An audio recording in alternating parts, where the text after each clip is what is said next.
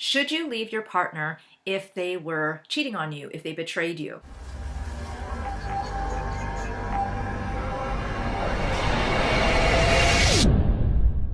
Welcome to Sacred Living, where we get radical about living in our self-value. My name is Michele Paiva. I'm a licensed psychotherapist and your twisted guru.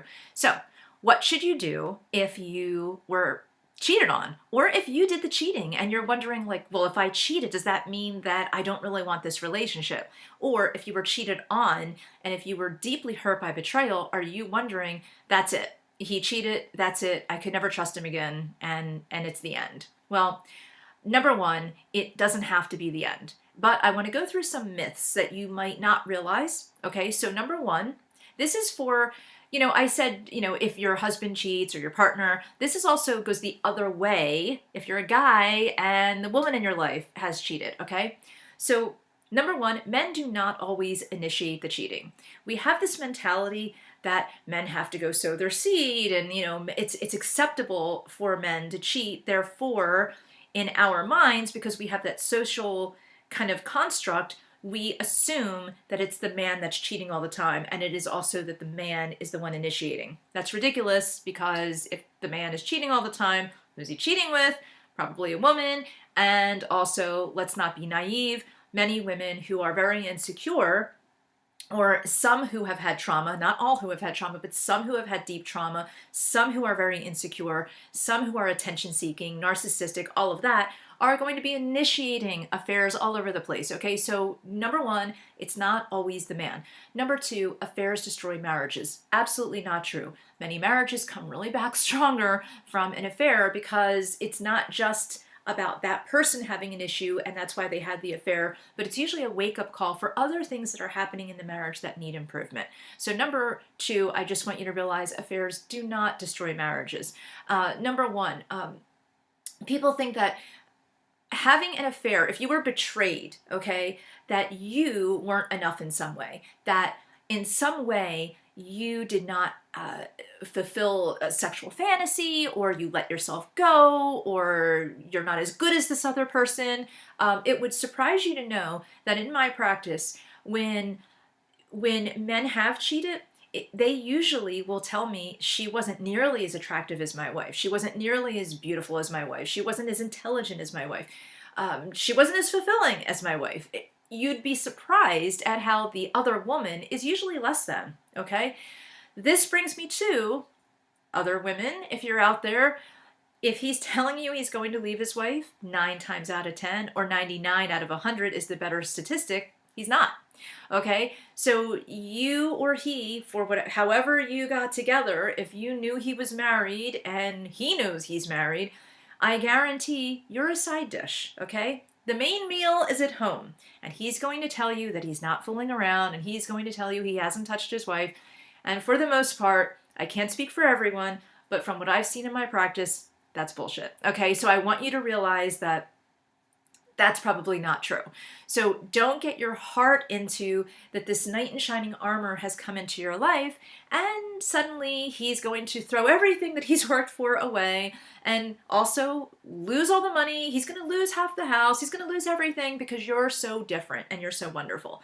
I guarantee you he's just thinking that you're a woman who's willing to cheat, easy, and that's what he's doing. Okay, so even if you came on to him, it might feel good, and he may even be caught up in emotion, but his emotion and his logic are two different things, and he's probably not going to leave his wife. Okay, now, if you're the wife and your husband betrayed you, what else might you be thinking? You might be thinking that it's a sign that something, like I said, is missing from you, and also you might want to know every detail of the affair. I'm telling you right now, don't do that to yourself. Knowing the details of the affair are not going to make it any easier for you to understand.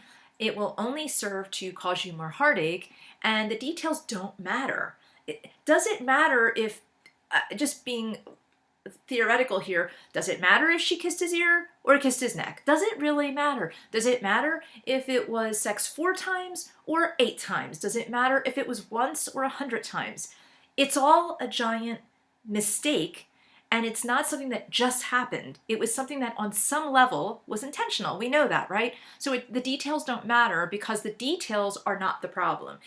that is the response or the result of something else that's the problem. Now, there is one more big aspect I need you to know. It is not your fault.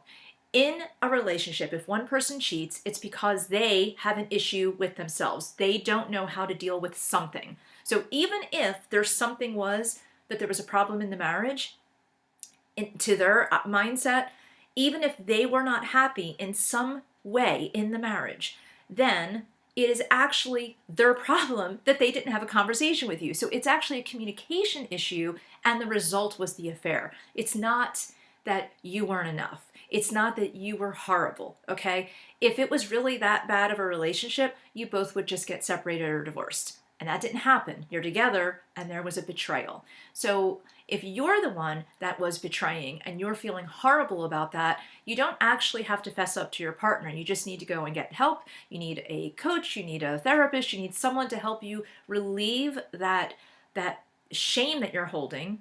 And also for both partners, when there is betrayal, both partners are holding shame, okay? So if you are a woman and your husband cheated on you, you're feeling less than, you're feeling rejected, you're feeling angry, you're feeling pissed off, you're feeling sad, you're feeling like everything was taken away from you, you're feeling insulted, you're feeling a lot of different emotions, but you're also feeling like, but maybe I love this man, maybe I want to keep going, maybe I want to save this relationship.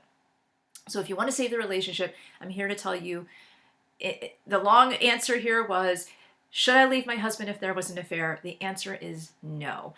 Should you leave your husband if you had an affair? The answer is no, not yet. At least not yet, because you need to decipher what was actually happening, that the affair was the result or the response. It doesn't mean that the affair is the issue.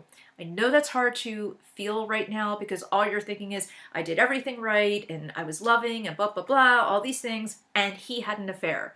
But the reality is even if you were doing those things, they might not have been the things that he needed or that you needed, or you might have been doing all the right things and he's going through something. Just because you're doing all the right things doesn't mean that he is doing all the right things, obviously. So even if you are doing all the right things, maybe you are doing all the specific things that he's asked you to do and that is the unspoken rule of the relationship. Even if, it doesn't mean that he has his shit together, right? So even if you're doing all these great things and he is working on some past issues that are bubbling up and he's feeling insecure or whatever, he still needs to work on himself.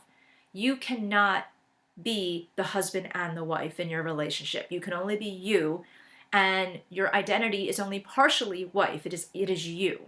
A role that you have is as of a wife. His role is also husband, but his role also is of himself. So he has to get his shit together, you work on yourself, and really at that point, you can help and support each other through the process. But I want you to understand, it is not your fault that you were betrayed. And I'm just saying that some of you guys are going to say, well, of course it wasn't my fault. But there are people out there that think it was their fault. So it's not your fault if you were betrayed. And I'd love for you to comment below and tell me what you think about betrayal. Tell me what you think. Tell me what you felt when you went through betrayal. Everyone goes through it a little differently. So the common sense is, I felt horrible.